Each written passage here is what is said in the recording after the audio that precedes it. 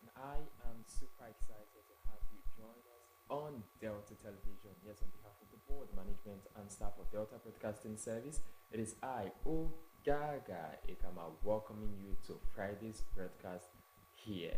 It promises to be an interesting, educating, and entertaining time, but of course, you know that I am not riding alone. Welcome to Friday's edition of the Morning Ride. Yes, I've got with me my usual partner in progress, Perpetual Iboba. So today happens to be the last Friday in the month of January and also the last day in the month of January. Pepe, happy last day of January. I think it's something we should celebrate. It is actually. It is actually. This is the shortest January like I've experienced. Other Januaries we used to say January has 99 days, 1,000 days, but this one is kind of short. Yeah. Good morning, Ogaga. Yeah. Good morning, Perpetual. Yeah. It was short, really, to think that by the end of January already, 1 month down from 2025. You look good, by the way. Thank So, you. You too. with the hair and everything. All right. So January has come with a lot of drama, and of course, we'll be delving into a couple of that in during biggest trends on X. But one of the things that hit Nigeria, a couple of things have hit Nigeria. Yes, talking about the increase in telecoms tariff. Yes. And of course, the NLC, they've come out to talk about these, and they are saying the telecoms should repeal the increments, and they'll be coming out for a protest on Tuesday. Yes, that's what they So said. what's your take on that? How effective is that protest going to be? That's the question I kept asking. I've been used to express displeasure in a very peaceful. The question I've been asking: how effective is it going to be, or is it not better that they try to see ways to sit on a round table and have discussions? Because Ogaga, if that protest is not answered in a favorable way, it may lead to strike, and who is affected in all of these? So these are the questions I keep asking myself. I don't know how effective that protest is going to be, honestly. I just think that they should sit and have a roundtable discussion and make these people know that this is a case of two giants fighting and the ground suffering. Because at the end of the day, Ogaga, the masses are the ones to bear the brunt of all of these. That you load airtime and it doesn't last you the normal time. You try calling, it doesn't last you the normal time. Bills are increasing. A whole lot of things are already affected. Let's not go to food. It's heartbreaking. Plus this telecom tariff, it's a whole new thing. I don't know, honestly. Do you know what I think the NLC should do? Nothing. That's what I think they should do. Because all this while they've been doing nothing. Because the truth is, you see, I was listening to the NLC president, Kwame Jare. Truth is, I'm totally disappointed in his leadership. And I'll tell you what, even if they go ahead to do something and protest on Tuesday, you know what it will yield? Nothing. And now he's coming, so now they are proposing a 5% increment on the tariff as against 50% that the federal government has approved for the telecom. But the truth is, we've seen protests in the past. What did he use? Nothing. Even this negotiation that they are clamoring for, I don't know, but they are not even still good negotiators. Now he was making a speech saying that how we did 70,000 minimum wage. Who negotiated 70,000 minimum wage? They did. So I think you should just go and rest. Let's know that we don't have any labor union. Let's know. But rather than them resting, I feel like they should negotiate for that 5%. It will help. Pepe will be here now. It will help. Whew. So basically, we'll jump right into what we have for today. We have the safety corner. We have the biggest But let me ask you a question. Is it only through sex that HIV is gotten? Do you know that there are some people that are victims, Ogaga? I'm not trying to say sex is not one of them. Of course, unsafe sex is one of them. But there are some people that they come in contact with contaminated razor blades, clippers of people that have this HIV/AIDS. Their stuff's not being properly sterilized and all of that. People, when I saw it, and people were magnifying the issue of sex, what came to my mind was HIV is not only gotten through unsafe sex. There are other ways to get HIV. So what everyone should be preaching at this point is be careful. Do you get my point? Be careful. Make sure that what is being used when you go to the barber shop is properly sterilized. When you use razor blades, try to discard it immediately. Avoid contact with these people. Just be careful in general. Be careful in general. People were magnifying sex like sex is the only way that people get HIV/AIDS. And recently, I just read that the secretary to the U.S. government made a waiver for this actually. So we just pray that at the end of the day, Nigeria is also included and among the countries that he made a waiver for, so that at least we can continue to have free vaccines for the HIV. Yeah, valid point, Perpetual, but one of the most common ways, as a matter of fact, some data even quotes sexual. 100%, but I know that a lot of people will stone us, so let's just No, it's not stoning. It's right. It's right medical advice. Yes, abstain. Abstinence. Back then, my CDS would tell you ABC: abstinence, being faithful to one uninfected partner, then correct use of the condom. Okay. All right. Still on trending issues, Ogaga, there's been something that's been happening. Actually, it hit us real bad this January, and statistically, 60% of the institution, is just working. Others are working on eggshells. I'm talking about the institution of marriage.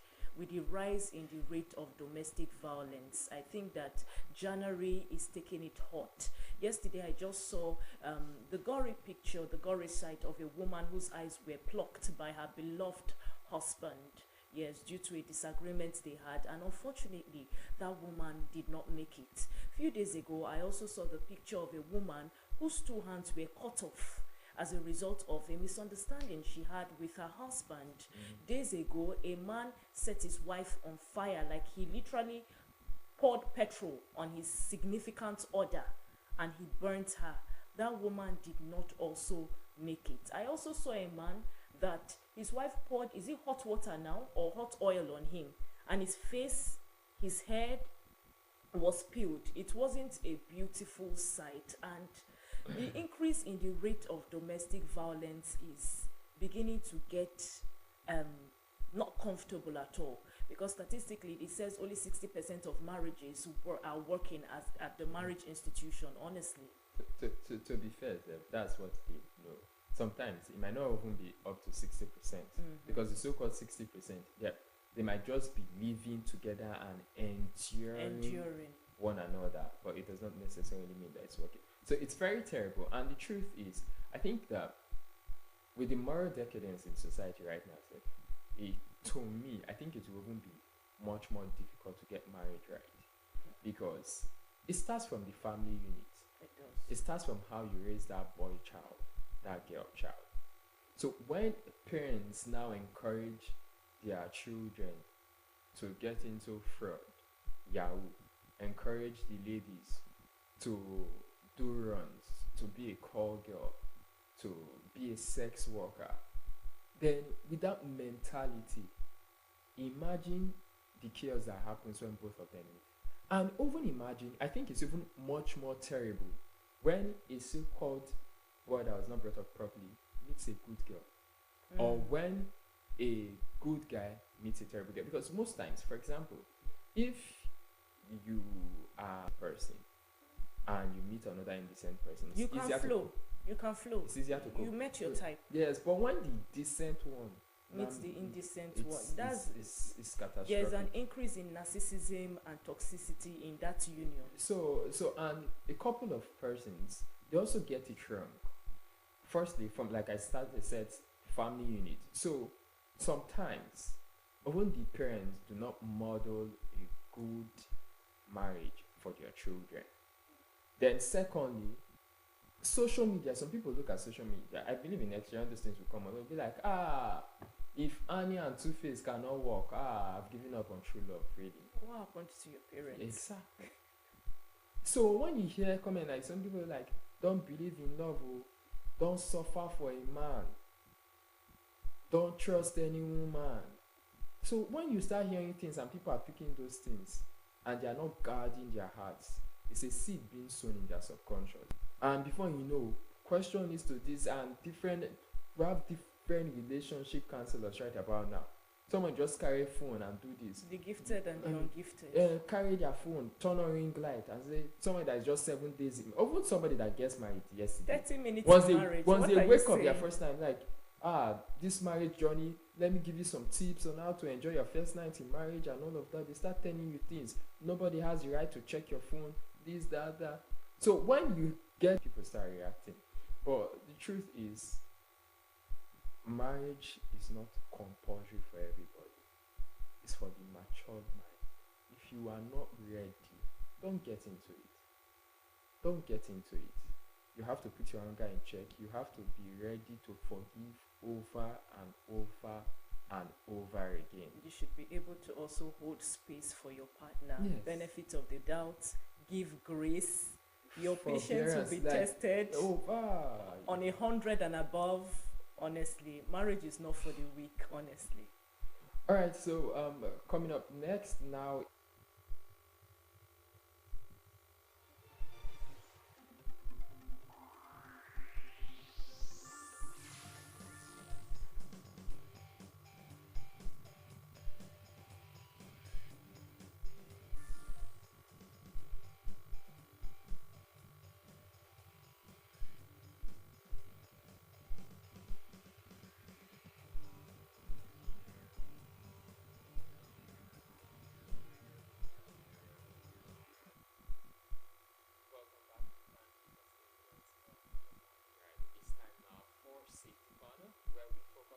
Vital safety and health topics to keep you informed and safe.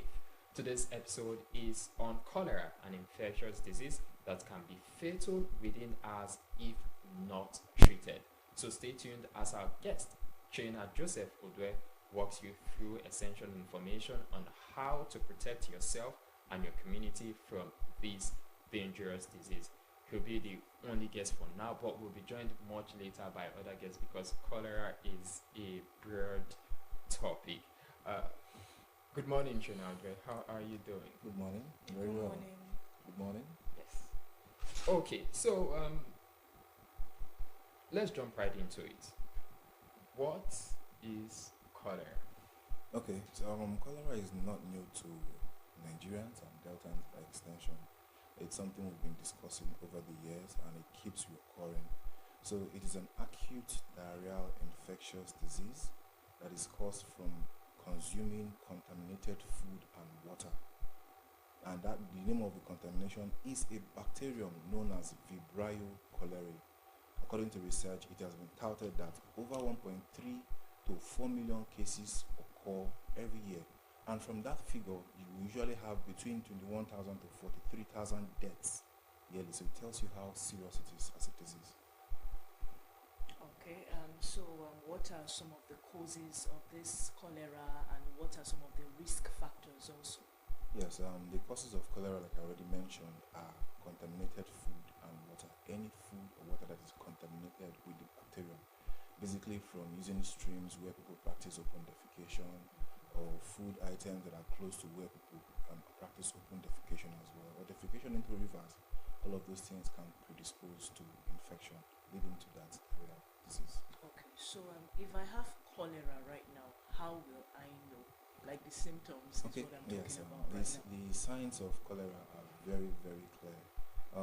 Basically, anybody who has cholera disease will manifest frequent passage of watery stool.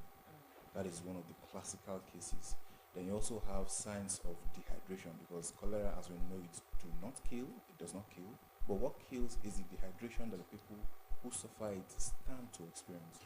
So it is the dehydration that kills, and then we have the symptoms of dehydration, majorly sunken eyes, fatigue, loss of strength, and all of that. Wait, you said sunken eyes, fatigue, stress, and these are some of the symptoms of dehydration. Now, these symptoms this is not just peculiar to cholera.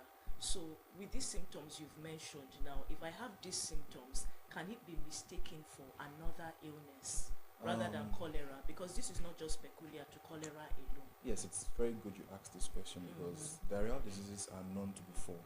We have cholera, which is for me the chief of them. We have typhoid, we have Giardia, and then we have dysentery. And they all have their distinguishing features. And it is not just about the diarrheal diseases. These symptoms we talked about now can also be for other diseases. And that is why we say that for any of these symptom manifestation, it leads you to suspect that it could be cholera until proven through a test. So laboratory testing usually confirms if it is positive for cholera or any other disease. Okay, so let's talk about some of the complications that can arise if not properly treated or if not spotted in time, and also after the complication tell us how it can be prevented. Yes, the complications that can arise if not properly treated, the chief of them all is death. Cholera, like we know, it kills very quickly. Like in a matter of days, people can just die like that.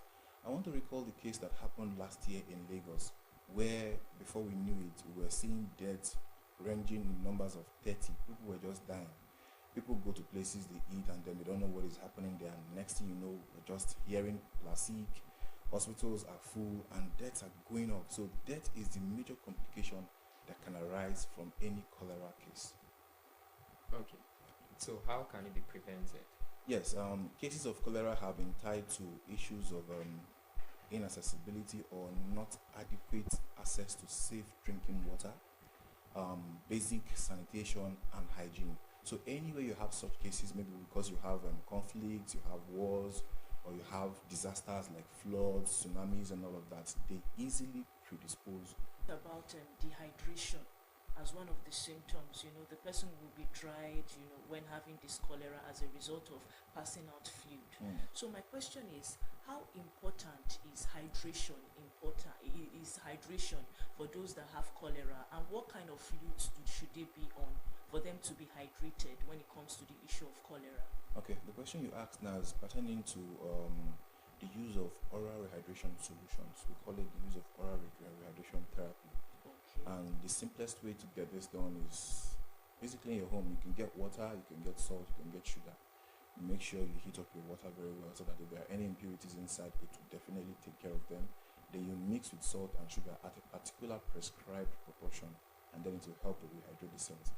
Now, this is the reason why we give ORS, because we have already established that dehydration is what kills more than the cholera disease itself. Now, when you take water, definitely it is rehydration, but it will not be enough to help balance the system and then prevent the shocking effect that cholera usually causes.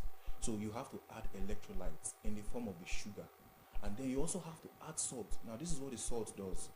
We have something at the cellular level of the body, we have something we call ion-gated channels. Now these ion-gated channels are what gives access into the cells in the body. So when you give this sugar, it goes in and then helps drive the metabolic processes in the body, and then helps to restore the lost fluids and everything. Now, if you're only putting sugar into your ORS, the rate at which the sugar will be delivered into the cells will not be as fast as when you add salt. Now, the salt helps to open up more channels for the sugar to find its way into the cells and then help to restore normalcy in the body. So that is why you give ORS, and that is the reason why salt is there in your ORS. Okay, so sorry to drag you back, Trainer Joseph. You talked about contaminated food and water being causative agents to people having this cholera. So my next question is, how important or how pivotal is hygiene and sanitation in tandem with preventing cholera as per living a healthy life? Okay, let's take us to the rural areas where you usually have less amount of toilet facilities, or where they even have them, people don't want to use them. and where people easily practice open defecation or defecation into water bodies. Now, those are the things that predispose to cholera situations. So where you don't have that good hygiene practice, where you don't have place to another, from one person to another, before you know it, the whole community is going to come down with cholera. It will only take time. So when we say that proper sanitation and good standard hygiene is what you need to take care of, we are not mincing words when we say it. And so to our listeners out there, if you're listening to us, you need to understand that cholera is not a disease you have to play with. Those people who are very aged now, like our mothers and fathers from like 60s and 70s, they understand what we're talking about, and they know how devastating cholera disease can happen. Now, for those of us who are still young, the case that happened at Lagos is a reminder to how devastating cholera can be, if not attended to. All right, so you mentioned ORS and the preparation. So, in whose position is it to prepare the ORS? Is it should I say the victim now, the patient, or it's a medical personnel that does this? Because we're talking about water, is it warm water, sugar, salt, at a particular temperature, and a particular quantity, and all of that. So, how am I the one to prepare it, or it's the health? It's very easy. Anybody can easily prepare. Let's break it down. So you need water, you need sugar, and then you need salt. So for water, you could go with 1 liter of water, and then you heat it up because you want to make sure that if there are any impurities or germs in the water, it will take care of them effectively. You don't want to treat somebody or you don't want to manage somebody and then you go introducing more germs into the person's body, causing more damage to the person. So that's why you have to heat the water. Then when you heat the water, you allow it to cool. Now you can add 6 teaspoons of sugar and 1 teaspoon of salt. That is a composition. In that composition, it will effectively deliver the sugar into the body, and then the salt will help to create more channels for the sugar to be absorbed into the cells and then power the metabolic process of the body, helping the person to regain energy, and then they can now go for further treatment. Okay, so there is a soft drink that people normally buy, then they put salt in it. I don't want to mention it because I might not pay for advice, but most persons, even if you as you know, we buy the soft drink and it's colorless. Then you put salt and people say they call it oral drink.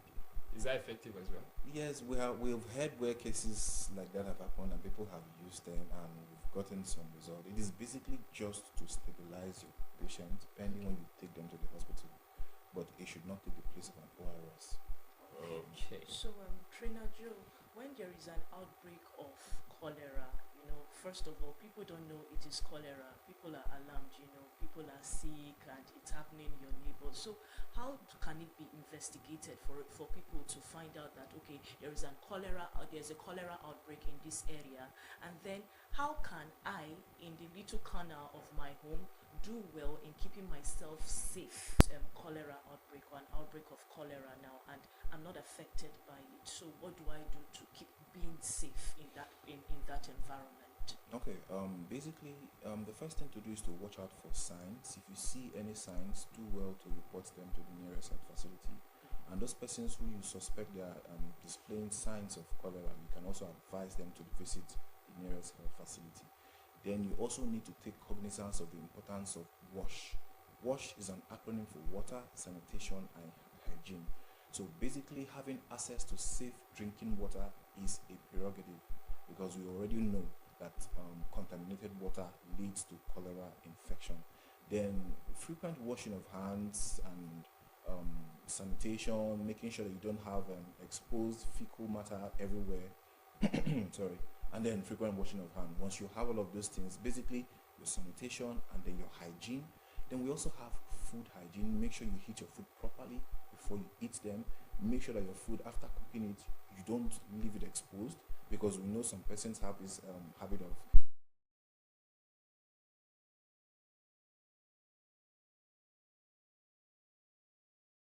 because you don't know who's going to use the toilet the next 1 minute, and then the next they go shaking people. They don't want to wash their hands or even use a hand sanitizer to keep their hands clean. So if you have to shake people, make sure that you frequently wash your hand or you use hand sanitizer to keep yourself safe from getting infected. Okay, so because of what you said, I just want to give a situation that plays that people that spend time with me, especially come over to my place. Mm. One of my friends that came to spend some time, if there is an age bracket that should be adhered to, or at any point in your lifetime, once you're aware of the vaccine, you get to take the vaccine. And what Have different three kinds used now. Um, Basically, those persons who take it, they have to take 2 doses of it. And like I said, it is oral, so you put it in the mouth, gets to be dropped into the mouth. Now, from 1 year and above are able to take the vaccine. so I can go get the Yeah, vaccine. of course, you can take the vaccine. Adults can take it. Then from 1 year and above can take the vaccine. So is it one off or is Periodically. For what we have the periods where the vaccines are given free of charge, where you have an outbreak of diseases, then you can definitely get it free of charge.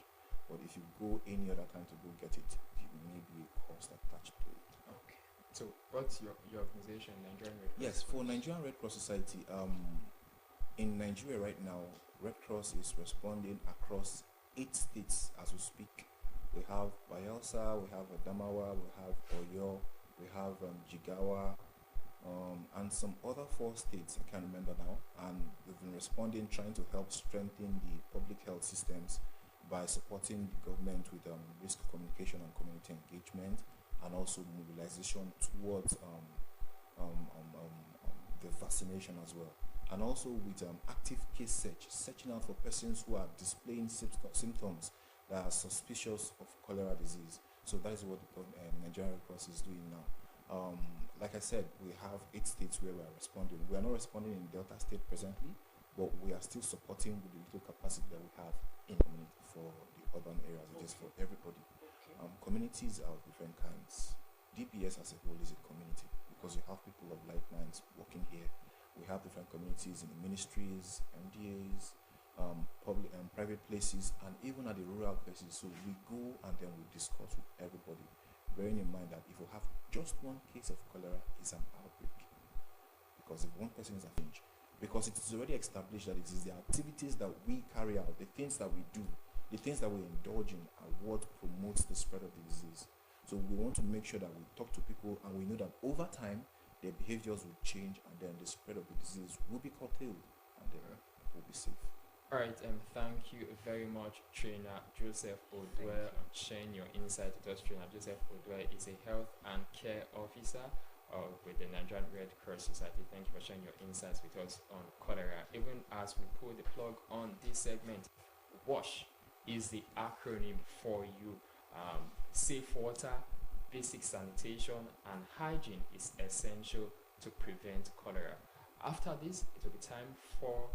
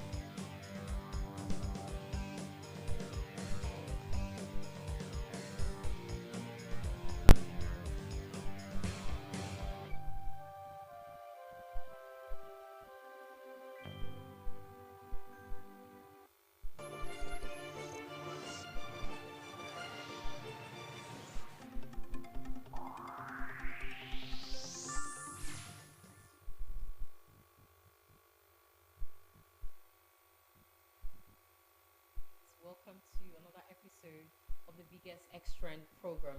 My job is to bring to you updates that have been happening on the X app, formerly known as Twitter. My name is Patience Ifiri, and I'm here with Delight wants to. and we are The X Girls. X-Girls. I know you're seeing Delight for the first time. Delight, Hi, you're welcome guys. to the show. Thank you very much. And I'm also here with Ogaga and Peppy. Good morning, Ogaga. Good morning, Peppy. Good Good morning. morning, patience. How- Welcome, Delight. Yeah. Thank you very Welcome, much. Delight. Thank you. How Thank you you. doing? You I'm are fine. indeed. I see the light. Oh, no. Thank you very much. Those are Thank you. bars. I must comment on your week opinions, but we are not so sure because they have not come out to air their opinions publicly. But the one that went viral is the one Toke Makinwa posted on her Instagram page. She said, "This is wrong on all levels, and you should be ashamed of yourself for bringing this here. Bring it on. If you think she's alone, let me tell you here that she will have to fight all of us." She also said, "If you want to bring the media into it, knowing what is happening, we would fight for her." There was a video after Two-Face made his statement online. It was later deleted, and it was said that his account was hacked. And later on, he posted a video saying that his account was not hacked, that he has officially divorced his wife, but he kept it on a low. He didn't make the public to know about it. Later on again, he still deleted the video. So right now, the two parties are yet to say what is going on. Let me take some tweets, then I'll allow Ogaga and Peppy say their opinions about it.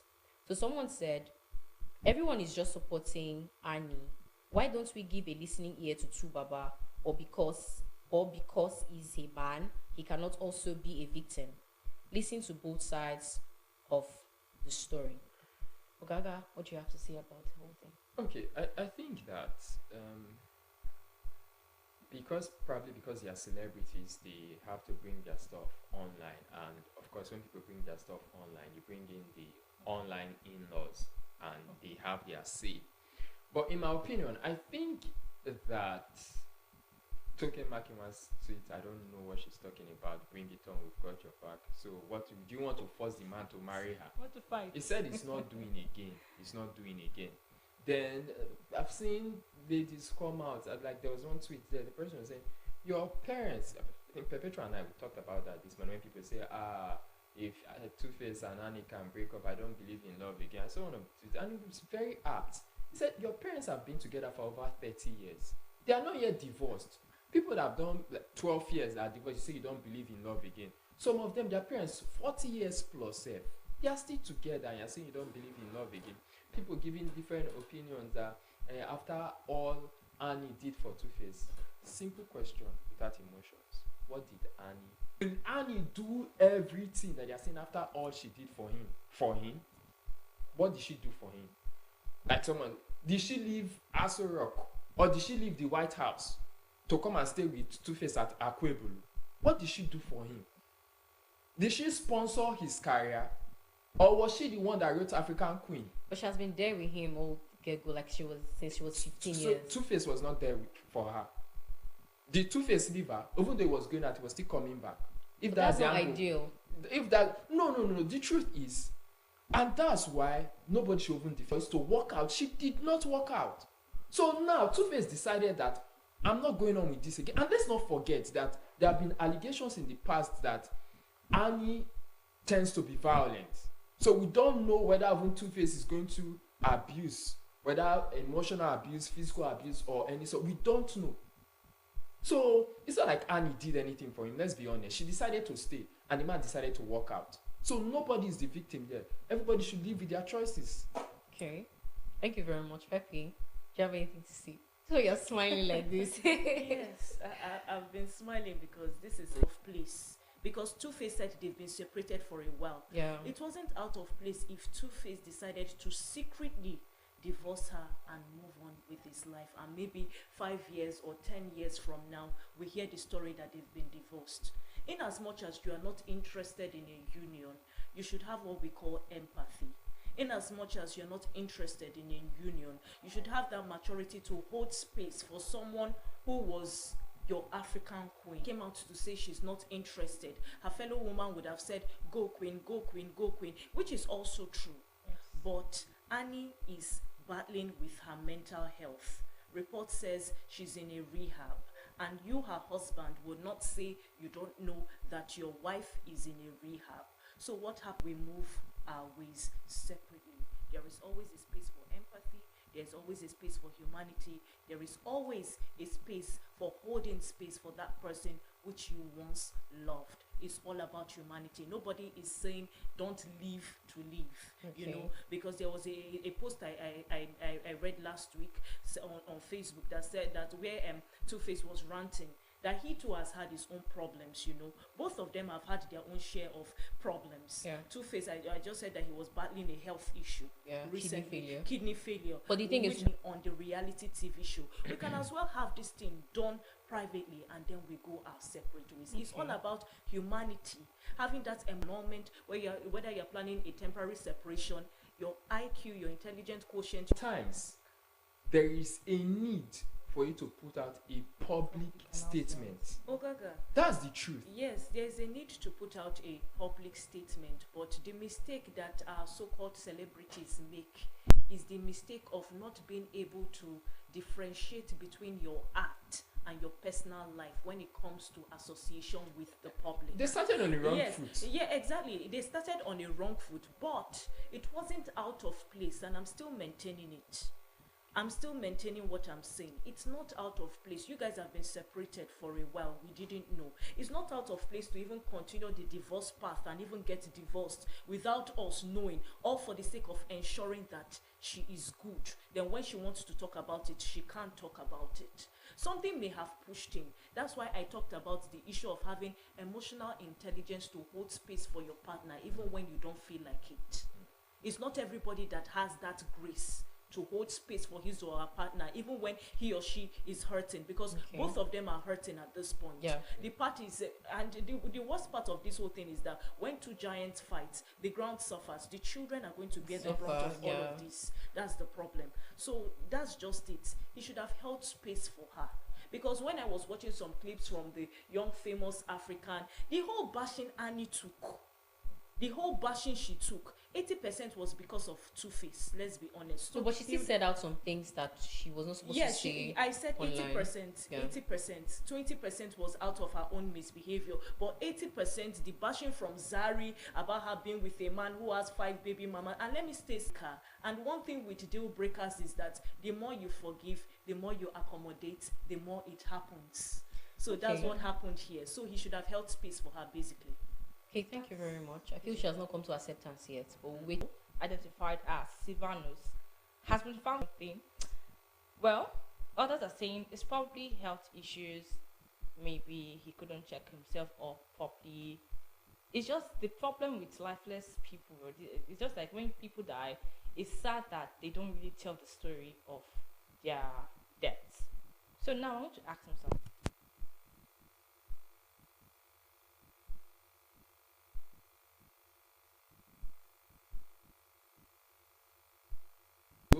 You catch it on camera, whether it was suicide or whatsoever and all of that. So I think that I will not even say they should carry out autopsy, because Mohbad's this thing, what came out.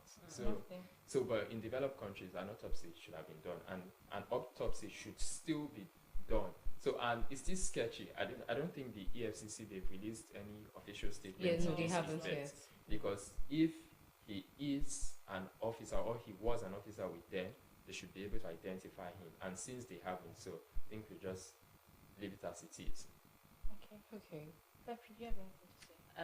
If he has a phone, actually tracking where he has been before this place shouldn't be difficult, because they just have to get his IP address, which is linked with his SIM and of course his name, so they can get the exact location of where he had been before this place, before they dropped him here. So I think that's where an investigation comes in, you know, where he had been previously, what he went to do, if possible, visit the place, ask questions and all of that. If he has a phone on him, it's quite easy to just carry out those investigations. Okay, thank you very much. Do you have anything to say, Delight? Well, we just hope to get more information on this, like an investigation, like you have suggested, would be better and best to know what really happened. But I don't really think it's Yahoo boards per se, but we'll find out much sooner. Yeah, we hope the FCC did do an investigation and then they tell the public what really happened and not autopsy like Ogaga said. So moving on, we have hashtag Mercy Chinwo. The popular gospel artist Mercy Chinwo has finally addressed her issue with her former boss and manager, Mr. Easy. In a video, which we're going to play, but before that, that was exactly what she said. Let's quickly watch a video for clarity, and then I'll read some of the tweets. Online about the Mercy Chinwo brand. A man said I sued him, came online, made videos to tarnish my image. He looked at me and said, I made you who you are and I will destroy you. I became scared of my life. It got to a point where I had to move from Lagos to Port Harcourt because this man made the environment toxic for me. I've endured bully, I've endured threats. Whatever he's doing on social media now is nothing compared to what I went through. This is not to paint him bad. He took me to court, came online to tell the public that I took him to court. Here are the documents. You took myself and Minister Judike to court. And you're here playing the victim game. You bullied me, you threatened my life, you said you made me who I am and that you would destroy me. When you were the same person, how many lawyers have you changed now? Because you said you're going to deal with me, you have connections, you have money. What did I do? What have I done to you? I took you as a father. I was once your backup singer. I served you diligently. We signed a management contract in 2017. As we progressed, you tried to convince me to sign a 12-year contract, which I said no. Since then, you started acting funny, always toxic because I did not extend the contract. Immediately after my contract, I discovered you forged a new contract. Please tell the world what happened to the 2017 and the 2019 contract. You seized my royalties for 2 years. You're a bully. You're an oppressor. One of my major crimes was when I did a song with Pastor Nathaniel Bassi. Because this man hates Pastor Nathaniel Bassi, you went as far as sponsoring fake news about an innocent child, my son, and you said my son was not my son. And you Okay, moving on because we have to end it because the video is very lengthy. According to her, the problem started when Mr. Easy told her to sign a 12-year contract after the previous one ended, which she refused and also insisted that the 2017 agreement be looked into properly. Mr. Easy, her former manager and boss, came online to also make a statement. He said that he's not trying to say that what happened between him and Mercy Chinwo, he is totally innocent of everything that happened. But he's saying that they should go to court. Mercy Chinwo should bring her account, and then he also will bring his account, and then the judge, the court of law, will judge fairly on the issue. That was what he said. And following a visit to Dr. Stephen Akintayo, Dr. Easy has consented to reconciliation, and we are yet to hear from Mercy Chinwo if she will agree to the reconciliation or not. Ogaga, I'll go with you first.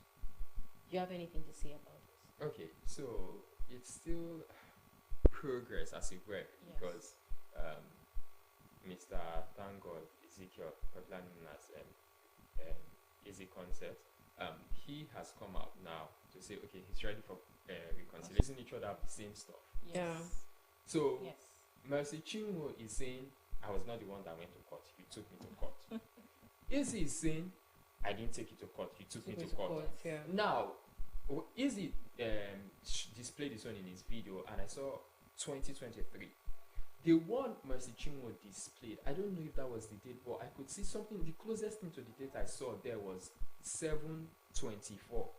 So if I'm assuming that that is the date, by the documents they presented before the online court, it's actually Mercy Chinwo that took Izzy to court, because Izzy's document is saying this is 2023.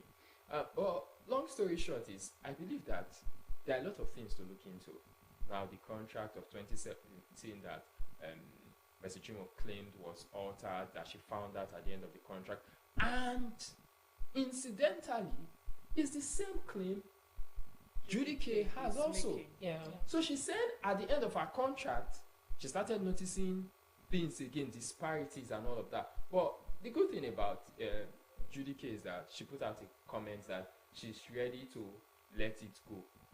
That after prayerful consideration, she had made a deliberate decision to walk away from this entire drama and choose to prioritize the greater good and unity of the body of Christ. So I don't think she's willing to follow the scholars.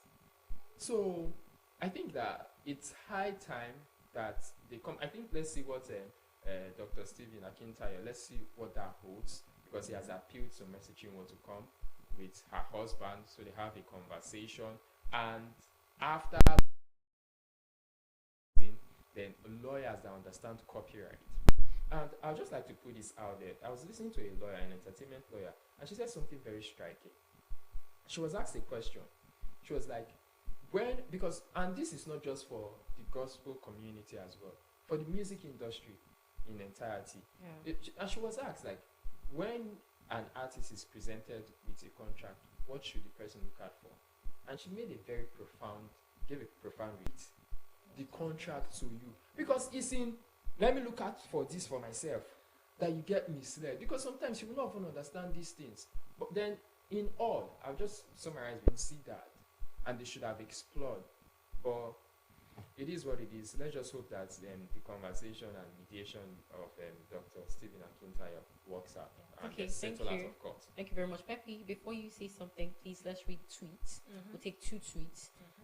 Firstly, no matter how you try to deny it, he made you and he should be given accolade to that.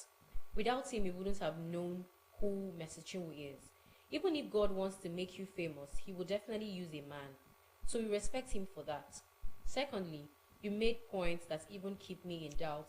That is, if Jesus we are taking for granted, if it is Jesus we are taking or singing or preaching again, where are the fathers of faith that wouldn't take sides to ensure this is settled? Delight, can you read? So we take the next one. Mercy Chinwo brand.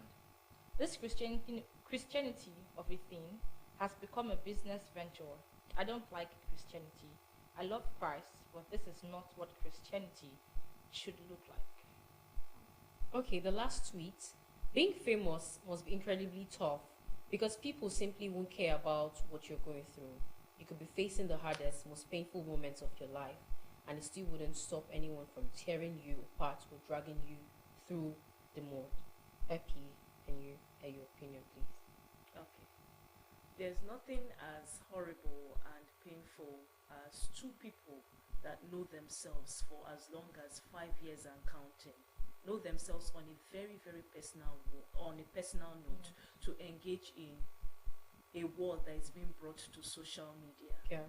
These two people he used to call her his younger sister, one of that. And if I were Mercy Chinwo, coming out online to talk about this issue is needless. Because what played out in that video was 90% emotions. Because she couldn't even articulate a whole lot of things. She was equally calling people into the issue. And then Izzy, who is a very, very matured and calculated human being. Very, very diplomatic Very as well. diplomatic as well. He even said, you don't bring emotions into this. Yes. And then he talked about it. When I was going through comments, people, we had things to say about Izzy. Somebody said, okay, Judy K have said something about you. Mercy Chinwo is saying something about you. My brother, who used to drum for you, is still saying same thing about you. That you have a problem with paying people their account for audit by external people and lawyers too. They should go to court, and then they should look for ways on how to solve this issue. If after solving this issue they want to remain friends, it's fine. If they after solving these issues they don't want to remain friends, it's also fine. But in as much as people are complaining about Mr. Easy, we should not forget that artists like GUC just ended his contract on a beautiful note with that same Mr. Easy. Yeah. So when we look at these things, we should be very, very careful, you know. She also came out to say that her record label, which was Easy, told is it a church she was supposed to perform in Benin. Yes. That she had yes. An ailment, Yes. a terminal illness. But Easy said there was a birthday party That she was of supposed a to attend. member of their crew, that she was one, that a message has come for you to perform. We don't think you will be able to perform too because of your health, because the birthday party you said you cannot attend is in Lagos, but the program that they sent an invitation for you to attend is in Benin. So if you are not strong enough to attend the one in Lagos, we are not sure you can be able to go to Benin to attend the other one. And his record label sent a message that Mercy is not feeling too well. And then problems arise, not just for us to have a say in the lives of those who we are looking at. It's a way of us taking a leaf from them. The case of Annie and Two-Face, taking a leaf from them. The case of Mercy Chinwo and Easy, taking a leaf from them too. If a contract is being presented to you, just ask a lawyer, someone you trust, to interpret it in layman's terms for you. Because if Mercy Chinwo had had a knowledge, a proper knowledge of what was stated in the document, Yes. like a lawyer explained it to her properly, I'm not sure that this would arise, because everything would have been nipped in the bud before she even appended her signature. Do you understand what Yes. I'm trying to say? So everything has to do with look before you leap. Don't just leap because there are probably financial enumerations, there are pluses and bonuses and per diems and payments. Look before you leap. Always ask a lawyer, someone to interpret. And they've been talking about the body of Christ, the body of Christ, the body of Christ. And I in one way want to commend Judy Kay for what she did, because if I were to be in Judy Kay's shoes, that's someone who is in the body of, that's what someone in the body of Christ would do. Yes. Leave it and let God handle everything. But since Mercy Chinwo and her hubby wants to take it, a step further to court, I don't think reconciliation is the best. Of course they will reconcile, but please let them subject their accounts to an external auditor for the time in review. Let's know what came in, because he was being accused of having accounts in different countries, and he came out to say he doesn't have any account in any country, just Nigerian accounts. So proper investigation needs to be done. I don't think the EFCC should rest on their oars. Proper investigation needs to be done before proper reconciliation, so that they know who is to balance who, because this whole issue is about money. Yes. This whole issue, this whole thing that has been going on from, is it 2022 or 2023, is about money on catalogs and ownership rights. So they should know who to balance who after declaring their accounts, their assets in their accounts. That's what I think. And at the end of the day, may the body of Christ still be strengthened after all of this. We hope so, because this is really affecting, especially baby Christians, because we are looking up to these people. When I went through all of those things a few days ago, in my head, just because of my level of faith, I just understood that, okay, the whole saga online, I'm going to feel disappointed. I might as well be like, okay, what's this whole thing about Christianity? If these persons we are looking up to, so what do you think is the way forward? Apart from this issue, Gaga, what do you think is the way forward to all Christians? Because this thing is going to reoccur, but we pray it doesn't.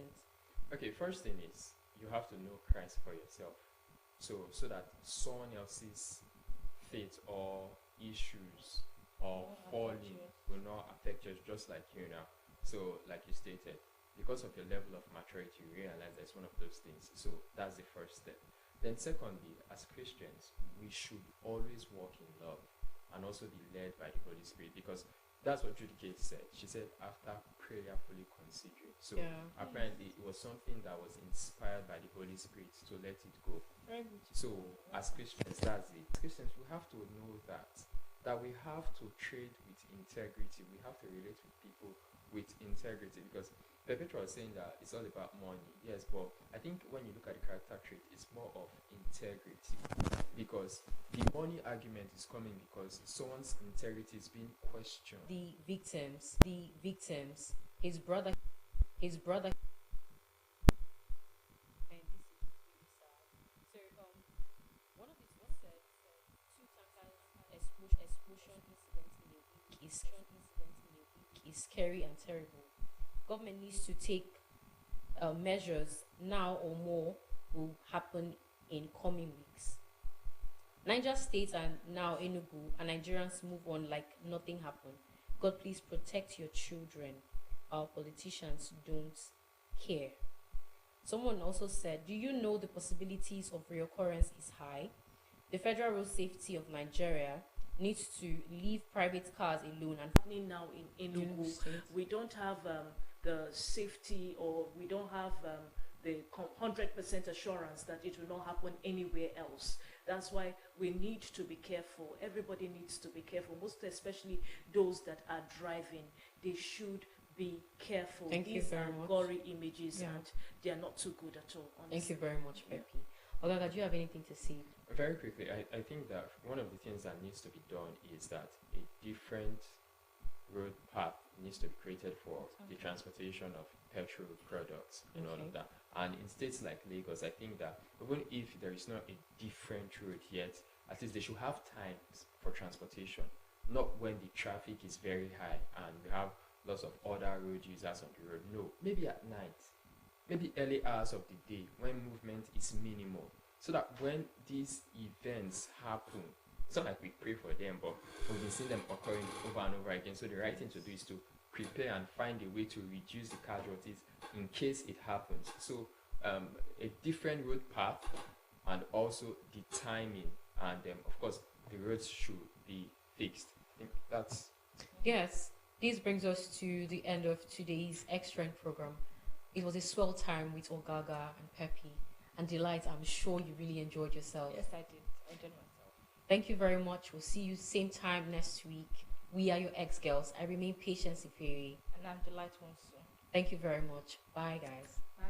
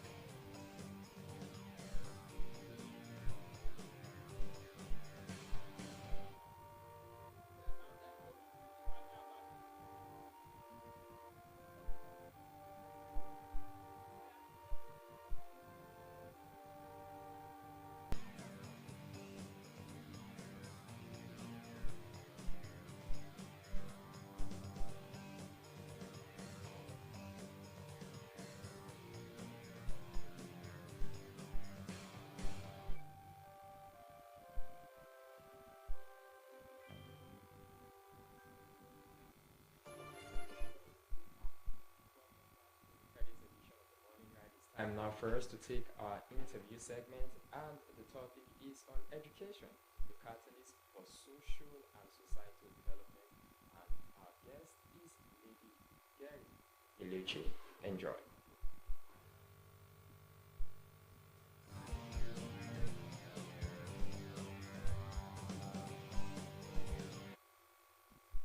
Welcome back. It's time now for our interview segment, and today we are thrilled to welcome a distinguished guest who is an expert in the field of education and its transformative power in society. Our discussion will center around the role of education as a catalyst for social and societal development, how it not only shapes individual futures but also fosters positive change across communities and nations. We are joined today by a seasoned educationist in the person of Lady Gary Iluchi. Welcome, madam. Thank you. Good very morning. much. Good morning, Good morning. Good morning, viewers. Okay, so madam, today's topic, education, the catalyst for social and societal development, and incidentally today. Now, we are not just talking about literacy. We are talking about education, which is beyond literacy, beyond just reading and writing.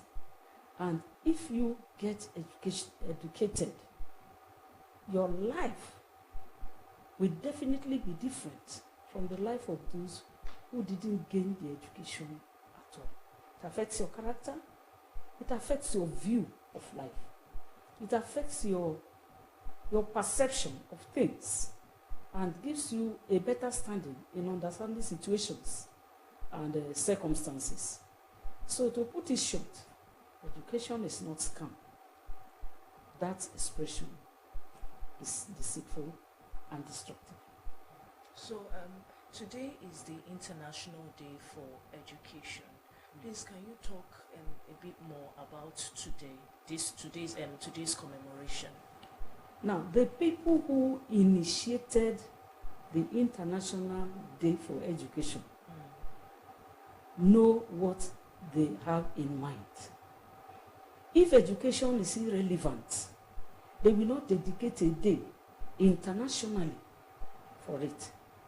Now, International Day for Education is a day that the world's attention is drawn to the need and importance of education.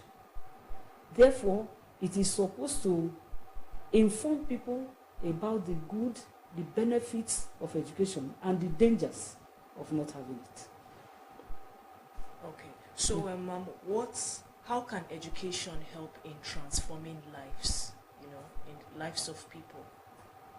Okay. Permit me to still reiterate that education we are talking about is not just literacy. Okay. Now, taking it holistically, when you enter, now because most of the time when you say education, people think about school. Of course, it's a primary part of it. Now, talking about going to school, you discover that it's not only reading and writing that you learn. There are other trainings that have to do with morals. There is discipline in school that tends to make the person undergoing education know what is right to do, get punished or corrected for doing what is wrong, and then be set on the right path. Now, the importance of this day is that everybody should consider education and its benefits, and then encourage those who do not have that right attitude towards education to go into it, to change their mind, and then encourage education. I want to say that when a child is educated or a person is educated, your view of life is changed positively, because there is character training in what is education. Now, it helps you to relate with other people well, because you come to a school environment, narrowing it to school environment, which is the general idea of education.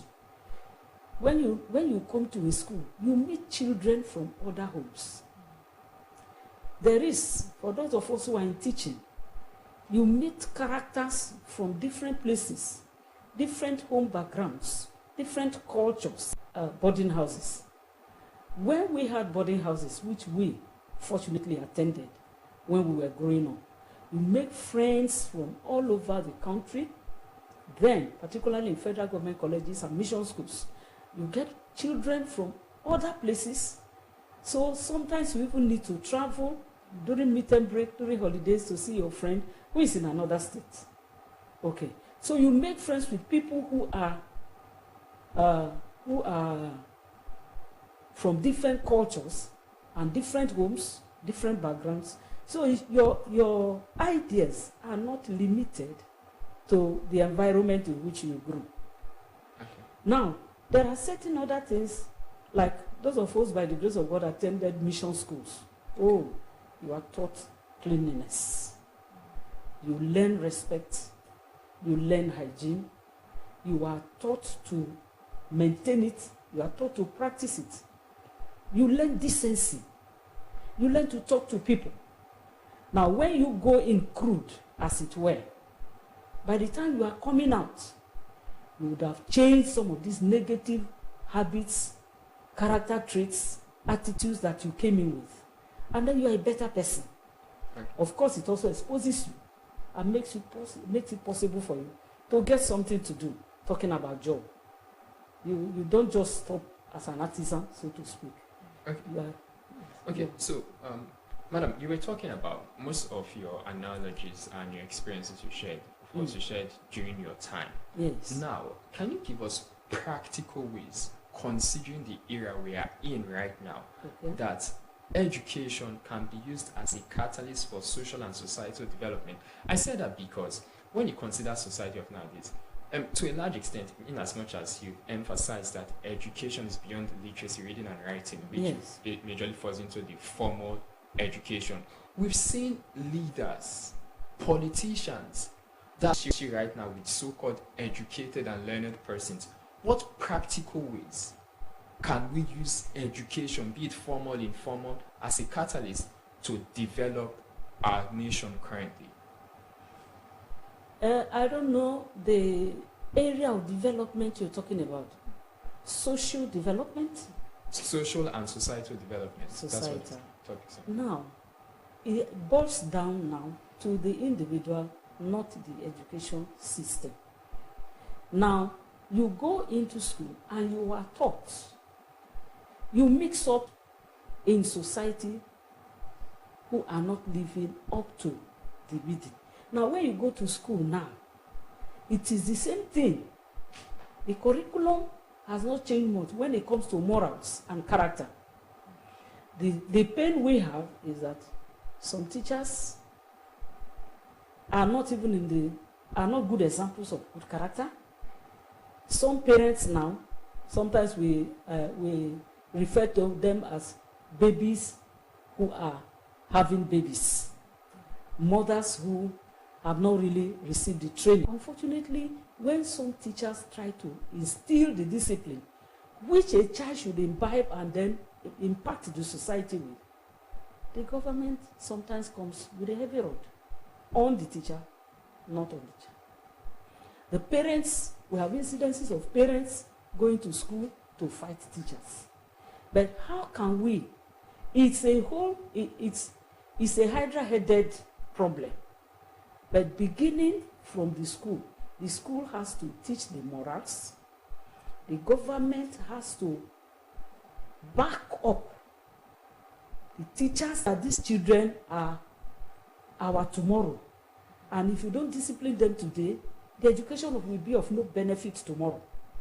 Then we can impact society via education. It is important that today's education should center not just on theoretical learning, but also practical. And when I'm talking about practical, I'm not talking about chemistry and physics and biology, agriculture, and all those things. But practical living, well, if we have the people who will impart it. Okay, so very quickly, you mentioned discipline. Yes. So now that we've seen this back and forth concerning discipline of children in schools. So what degree of discipline, by your experience, would you say is permissible? For example, we've seen parents who say, we as human beings don't want anything hard. And I want to say, talking from my Christian point of view, once you remove the rod from a child, it only takes time. That child will be on decent in the area of character and morality. Okay. So, we need to return corporal punishment. Now, corporal punishment is in schools, but restricted. It has to be done under the permission, with the permission and under the supervision, of the head of school. Okay. So it's still there. but it's illegal under some conditions. Only one semester, another year, one semester, and you come out and go, teacher, no, you can't do well. The rudiments must be followed. Now, talking about the training we had in the teacher training, you don't beat the child in anger. I watched that video clip. That teacher was just angry. Maybe some transferred aggression. She will be the best person to tell. And then you are beating a child who cannot resist you. We are the child and not to injure the child or cause so much pain on the child. So, as a teacher, if a child offends you and you are angry, you need self-control. And then know when to apply it and let the child know why he or she is going through that type of punishment. Okay. So, away from discipline, Yes. education is a scheme for all, actually. Those in the urban and rural areas need to have access to not just education, but quality education. So, what are some of the barriers to accessing quality education, especially in the rural areas and for communities that are marginalized? The question again. I said, what are some of the barriers to accessing quality education, most especially when it comes to marginalized communities and rural areas? Okay, let's assume that everybody who is teaching now is a qualified teacher, which may not be right. Now, one barrier that we have, because eventually, retiring as a school principal, I retired from a rural area. That was my last year of service. And teachers don't agree to go to rural areas to teach. So one of them is that the Ministry of Education has to, or the Post-Primary Education Board has to insist that anybody posted to rural area must report and do the work there. But you hear this connection, go and meet this honorable, go and meet this one, and they even come maybe with the other, transfer this person here. When you are in charge, it's difficult in our society.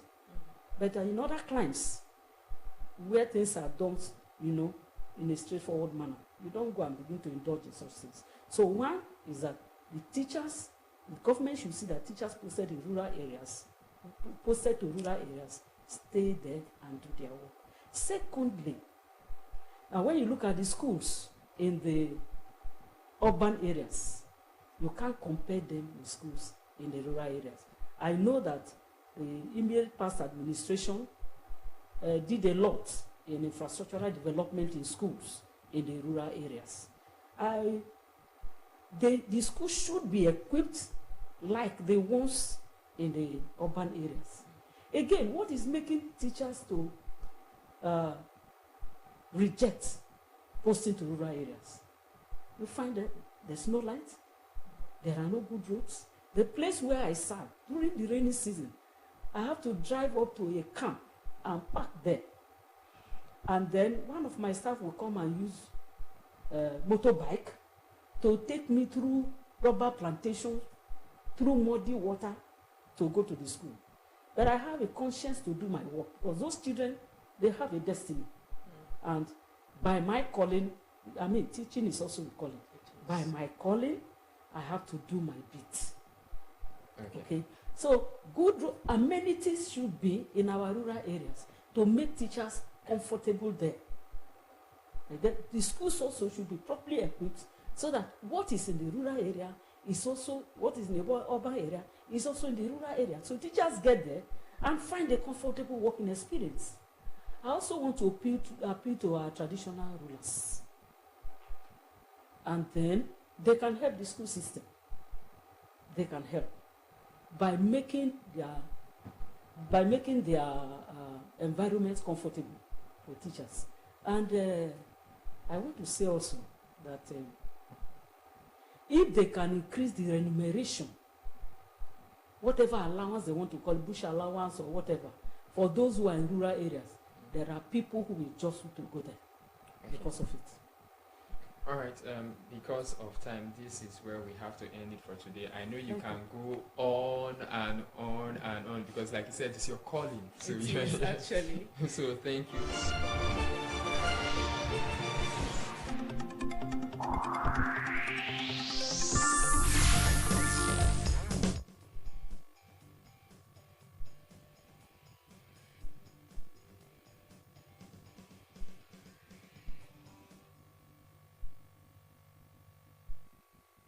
Indeed, education is a catalyst for societal and environment and social development. And of course, like our guest said, it begins from the family. So the family has to pay attention on informal education, and then it spreads down to society. So, Perpetua, before we go, your last words. Well, today is the last day in the month of January 2025. So this is me saying happy February in advance. Thank God.